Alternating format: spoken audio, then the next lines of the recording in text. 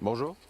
La partie 1 de la saison 2 d'Invincible est officiellement terminée, et voici tout ce qu'il y a à savoir sur le passionnant final de mi-saison et la suite, et c'est juste après ça.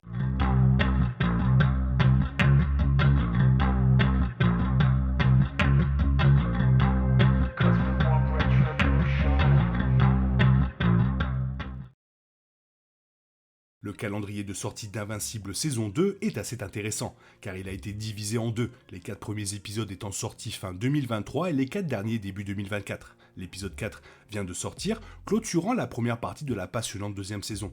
Bien que l'histoire de la saison 2 ne soit pas encore terminée, le final de mi-saison était un épisode massif, plein de grandes révélations et d'énormes changements. Voici donc un aperçu complet du final de la partie 1.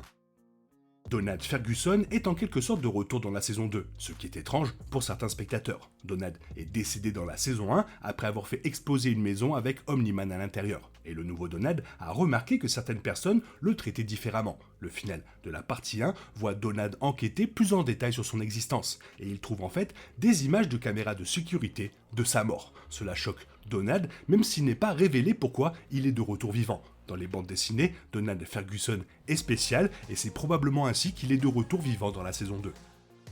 Debbie Grayson a été l'un des personnages les plus intéressants de la saison 2, aux prises avec l'héritage d'Omni-Man après sa trahison envers elle, Mark et la planète entière. Debbie a tenté de faire face à cette tragédie tout au long de la saison, en participant et en étant expulsée d'un groupe de soutien pour les conjoints de super-héros. Debbie bénéficie cependant d'un solide réseau de soutien, Mark, Olga et Art étant tous là pour elle. Art a une conversation avec Debbie dans le final de la partie 1, avec elle acceptant la trahison de Nolan et se préparant à passer à autre chose, avec elle mettant les affaires de Nolan dans la rue.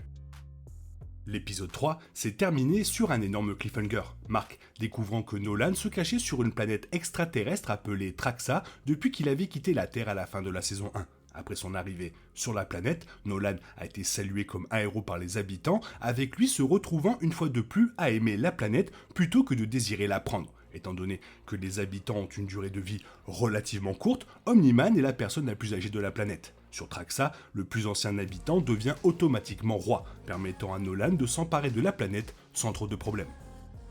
Lorsque Mark est arrivé sur Traxa, il pensait qu'il était envoyé pour sauver la planète. Cependant, en voyant son père, Mark réalisa qu'il s'agissait d'un piège. Mark en voulait initialement à son père pour le traitement qu'il avait réservé à sa mère et à sa planète. Mark ne voulant rien avoir à faire avec son père. Cependant, Mark a changé d'avis en apprenant qu'il avait un frère. Depuis qu'il est sur Traxa, Nolan a épousé une habitante nommée Andressa, avec qui ils ont eu un enfant nommé Oliver Grayson. Outre sa peau violette, Oliver a l'air fondamentalement humain, mais selon les bandes dessinées, il deviendra bientôt un héros. Après avoir appris l'existence d'Oliver, Nolan a expliqué que l'Empire Viltrum voudrait sa mort s'il apprenait son existence. Ainsi, Mark devait aider Nolan à combattre les Vitrumites. Mark a caché Andressa et Oliver dans une grotte à leur arrivée, mais l'un des Vitrumites les a découverts. Nolan l'a apparemment tué, laissant son corps dans une grotte alors qu'il allait combattre les deux autres assaillants. Pourtant, ce Vitrumite revient à la fin de l'épisode. Comme Oliver et Andressa ne sont plus revus, certains téléspectateurs craignent que ce Vitrumite ait trouvé et tué Oliver.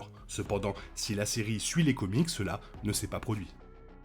Bien que Mark et Nolan soient capables d'éliminer deux des Vitrumites, le troisième prend le dessus sur eux, les réduisant brutalement en bouillie. Avant qu'ils ne puissent le repousser, des renforts de l'Empire Vitrum arrivent avec plusieurs Vitrumites emprisonnant Nolan.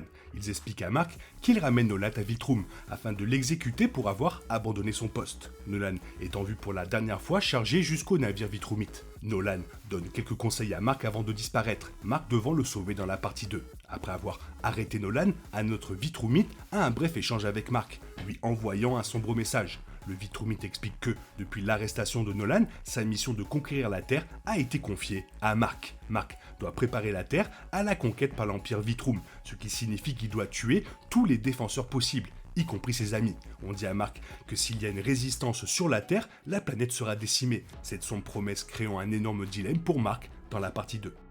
La saison 2 n'est qu'à moitié terminée, avec le final de mi-saison mettant en place la partie 2 de manière importante. La deuxième partie explorera sans aucun doute les tentatives de Mark pour continuer à combattre l'Empire Vitrum, l'obligeant à trouver comment préparer sa planète à une invasion. Mark devra également sauver Nolan des Vitrumites tout en protégeant Oliver qui est amené sur Terre dans les bandes dessinées. Le final de la partie 1 ne présente pas non plus certains scénarios qui devraient revenir dans la partie 2. Angstrom Levy est le principal méchant de la saison 2 et comme il était pour la plupart absent de la première moitié, il devrait jouer un rôle important dans les 4 derniers épisodes. La saison devra également poursuivre la trahison de Thaddeus envers la coalition des planètes, quelque chose qui devrait être lié au scénario de l'Empire Vitrum. De retour sur Terre, les gardiens du globe devront également composer avec le faussaire. Il reste beaucoup d'histoires, ce qui rend la partie 2 d'Invincible incroyablement excitante.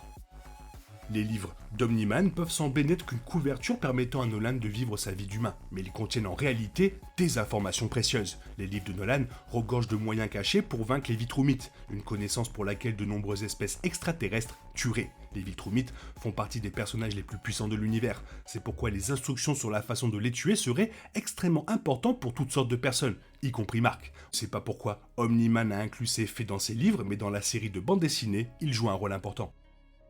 Un peu déçu d'avoir eu que 4 épisodes et vivement 2024. Toi, qu'est-ce que tu en penses? Fais-moi part de ton avis dans la zone commentaire, sinon il est temps pour toi de reprendre le cours normal de ta vie. Bien sûr, on se retrouve bientôt pour une nouvelle vidéo. Bisous bisous, bye bye. Oh yeah, we want retribution. Oh yeah.